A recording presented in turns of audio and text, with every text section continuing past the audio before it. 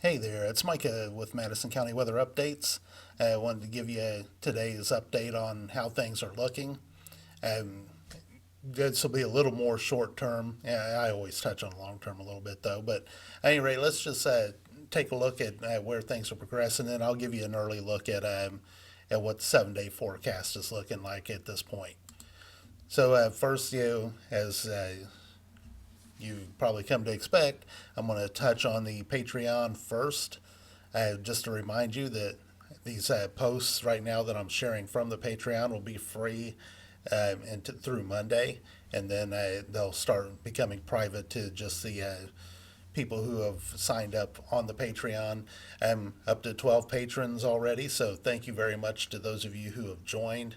And hopefully, more of you will find some value in this, want to get some more video updates, and will come and sign on as a patron. I do want to let you know that if you don't sign up as a patron and you're subscribed through the website, it might take me a little bit of doing to figure out, but I will find a way to make sure that I get you the updates that are coming on the Patreon. If you're not signed up here, but you are a monthly subscriber through madcoweather.com, I will still make sure you get the content. It'll probably just come as a YouTube link instead, a private YouTube link, but it will come as a YouTube link. But hopefully, most of you will transfer over to this. That'll make it easier for me to make sure everybody gets the content. So, with all that said, let's take a look. We've had some storms pop through this afternoon. Really, a single cell that came through Madison County brought some thunder, some heavier rain out to the west of Anderson, from about Lapel to Pendleton. So it was one of the few times that there was just an isolated cell that came through here. There were a couple little pop-ups to our west, but the most vigorous cell came through here, and that's kind of a rarity that we're the ones who get it instead of everybody around us. And so we're going to take a look. The next anticipated storm chance probably comes. I really had been thinking it was going to be a little bit slower, but the pattern seems to be progressing a little quicker. Even what's coming through today, this first wave is getting through here probably a couple hours faster than what was modeled even this morning. So the pattern's definitely starting to speed up a little bit. Might be we'll see if that continues. It might be an early tip off that things are beginning to transition, where we'll start to move more toward El Nino and away from La Nina. If you're a winter lover, we want that transition to be happening. If you want snow, uh, we want to be crossing from, we don't want to be solidly in La Nina. We don't want to be solidly in El Nino in the wintertime. We want to be kind of in the warm or cold neutral, transitioning from one to the other. And it looks like it might kind of time out that way, but that's still months away. And we know how these last couple of winters have gone. Last year in early November, it looked like December was going to be awesome, and it torched out. So take all that with a grain of salt. But at any rate, getting back to our near term, the next best rain chance appears to be now maybe Saturday night into Sunday, probably early Sunday morning.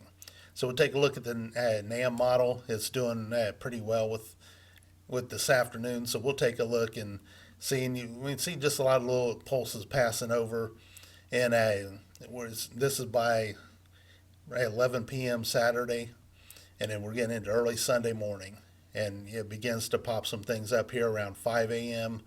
and then by 8 a.m. it's pretty well got it out of here. With the low pressure lingering around, there could still be a couple little pop-ups in the afternoon on Sunday as well, and probably some cloud cover hanging around until later in the afternoon. This, as you saw, that wasn't a real impressive wave, even though there was low pressure dropping across. So we'll see how this looks tomorrow. To me, it's still a little bit sketchy, but I do know that we could have some rain and maybe some rumbles of thunder. Now looking like maybe in the pre-dawn hours of Sunday. So again, I'll just update you as that comes. Taking a look again, we're kind of looking at, we got this cool down that's sagging in here. Today is still, really was a really nice, had a summer feel to it. Around 80 degrees, slightly humid, not too bad. Pretty pleasant day. But we're going to start tapping into this drier air that's up here. It's starting to sink into northern Indiana now. That will drop in here and really take hold later this evening. And then tomorrow and Saturday should be really pleasant days. Tomorrow probably in the mid, maybe upper 70s. And most data's in the mid 70s, but when you get air that's that dry, the sun's still pretty strong. It can warm up, so it's possible that tomorrow's high temperatures could overachieve. It's also then it's possible with super dry air in place that it warms easily in the daytime, but also cools very easily at nighttime. So most model data right now has lows around 55 for Saturday morning. I've got a forecast of, I think, 52. I would not be surprised if some outlying areas hit the upper 40s on Saturday morning. We'll just see how that plays out. But this vapor loop, this mid-level vapor loop, shows very well the big trough digging in. As I mentioned yesterday, the southeast ridge is now moved off, which is allowing this to drop in. We've got this big ridge of high pressure out here over the western plains and central plains. So the core of the heat is staying out here over, like Colorado into like Nebraska and Kansas, Oklahoma. Those areas is where the core of the heat's staying, and you can see the strong surge up and over that ridge of high pressure. Wherever this boundary hangs out, even though we're kind of forecasting dry for the most part, wherever this boundary hangs out in this northwest flow where we're trapped between a ridge and a high, little impulses can pop up. It's probably kind of hard to see here if you see my cursor, but that little right there, that little bit of white that just blows up at the very end, that's the storm cells that are coming through this afternoon. So that's just how isolated this can be. So there's no exact way to predict it. You just get these little impulses of energy that cross over and come down from the northwest, hence the northwest flow. And so just know that even though we're not really forecasting much rain or any rain, we just can't rule out something popping up at any point over the next few days. We should be dry, but can't guarantee it. So we'll move on then to a rare look. Well, let's take a look out to the North Pacific first and look into Bering Sea. I like to look up there for a lot of things. And again, Indiana's correlation is kind of right here. So this is August 11th. You add 19 days. We're right at the end of August. We might be seeing a slight push of a little bit warmer air. A little bit better push would still be into early September. You can see the next front pushing back here. And then it looks like what's coming behind that is actually going to maybe start tracking farther south.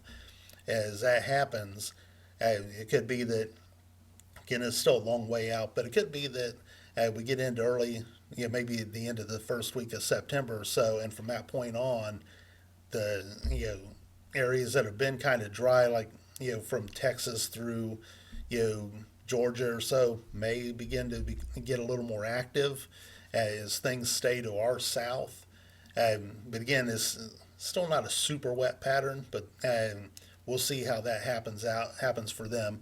But up here, it looks like September is starting to shape up like it might be continue our dry spell with just kind of intermittent rain chances, and probably pretty cool, relative to average. And something I did want to pull up, and I'm just now thinking about it. So let me go and hit this here real quick. But I just wanted to touch on that's probably late August, early September will be a little warmer, like maybe mid 80s or so. And in fact, let me take I rarely ever show models. I did want to touch on the fact that next weekend I've been expecting a warm up.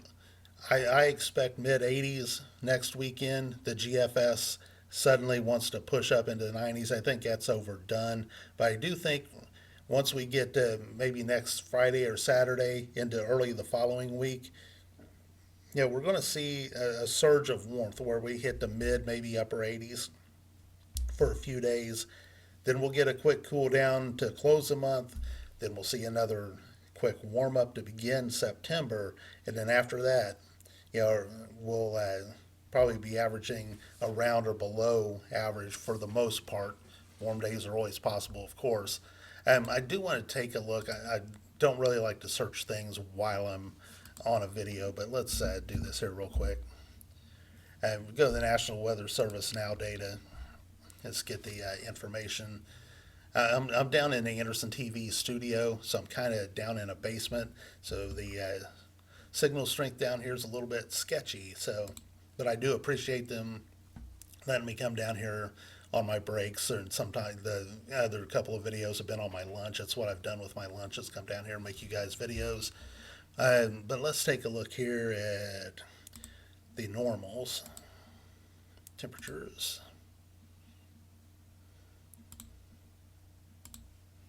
Okay, so this is data for the Anderson Sewage Treatment Plant. What I want you to see is, right now we're sitting here at, August 11th, and you can kind of see that we have just crested the warmest part of the year, and you can see as we get out here to here's August 24th, and we're at an average high of just under 82, average low of 62. We hit the beginning of September, we're at roughly 81, 61, but then it really drops off quick. And by the time we hit the end of September, we're at 71 and 50. So those are the averages. So we're going to lose 10 to 12 degrees of temperature during September, and really starting about after we get past the 14th of this month, we'll lose 2 degrees between the 14th of this month and the end of this month. So we're into the point now where warmer than average isn't really going to be as warm unless it's like way above average. Cooler than average is going to start meaning a lot more as we go through September, because those average temperatures are going to be dropping off pretty fast. Like I said, losing 12 degrees. So we'll see what kind of temperatures roll through, but just know that a lot of September right now looks cooler than average. Things can always change. The atmosphere is fluid, as you see from this. I mean, there's a lot going on, spinning things that churn new things up. So what it looks like now isn't locked in stone, but September generally looks cooler than average. So with me taking that little detour there, I kind of got myself off of what I was going to do. But at any rate, so I'm starting to run a little long. I do want to go back here and take a look at the 7-day forecast as I have it right now. I might change it a little bit, but this is where I'm leaning right now. And again, as I mentioned, tomorrow, I've got a high of 76, but with dry air in place, and I wouldn't be stunned for us to hit 80 degrees tomorrow anyway. And then same way on Saturday, that low humidity is just going to be able to warm up quickly. But again, that Friday night, Saturday morning, I've got 52. I wouldn't be surprised for some outlying areas to hit the upper 40s. We'll just see if that happens or not. This low temperature Saturday night's a little questionable depending on how fast the cloud cover moves in, because the clouds will stop us from cooling off as much. So it could be that Saturday night we really only drop into the lower 60s. We'll just see. Got that early storm chance on Sunday. Again, kind of questionable. We'll see how that looks tomorrow. And then going forward, most of next week, we're kind of, just around average, a little cooler than average. Right now, the average high is 83, average low 64. Again, that'll be the case until we hit Monday, and then we'll drop a little bit. So really 82 degrees is pretty average for next week. I think when we get just beyond Thursday, maybe hit next Friday, Saturday, we're going to see a jump up into the mid, maybe upper 80s. So that's kind of my thinking right now. And I'll try to learn to make these videos a little less rambling from going forward. But for now, this is Micah Mitchell with Madison County Weather Updates. Again, go to the Patreon page. I'll post a link to it. Go to the Patreon page, sign up. Thank you to those of you who have already done so. Thank you to those of you who are already monthly subscribers at madcoweather.com, or who donate periodically to help keep the page going. Thank you all. And again, to alleviate some concerns For those of you who don't have the money to subscribe and financially support the page, and I understand that's a lot of people in this county. Um, I will still be doing these 7-day forecasts for you. You'll just get them as the graphics and as some text the way I've been doing. And then if there's extreme weather, then I'll also make sure you get those updates too, because I want to keep you all safe. That's the main goal of this page. So with all that said, this is Micah Mitchell with Madison County Weather Updates. Actually, last thing, I'm horrible about not making sure that I also thank our sponsors. Community Hospital, Madison County Federal Credit Union, Waitman Realty Group, Uranus, Indiana. If you haven't had their fudge, it's awesome. They also have retained the recipes for the Goods ice cream. If you love the Goods ice cream, they've got it, and they're making the ice cream shop separate. So if you've got an aversion to the Uranus jokes in the main building, you can still go out and get you some ice cream during the summers, or I don't know what how long they're going to have that ice cream shop open during the year. But at any rate, go out there. Their stuff is delicious. Their fudge and their ice cream, awesome. They've got a lot of other things I haven't even gotten to yet. And if you need things that smell good in your house or in your car or on your clothes, Joy Mitchell, Independent Cincy Consultant, and she'll hook you up. Check her out on Facebook, or put in hashtag JoyInCents. And Care Plus Home Health Care. Thank you for your support as well. They can help take care of your home care needs. So now, this is Micah Mitchell with Madison County Weather Updates. Thank you very much.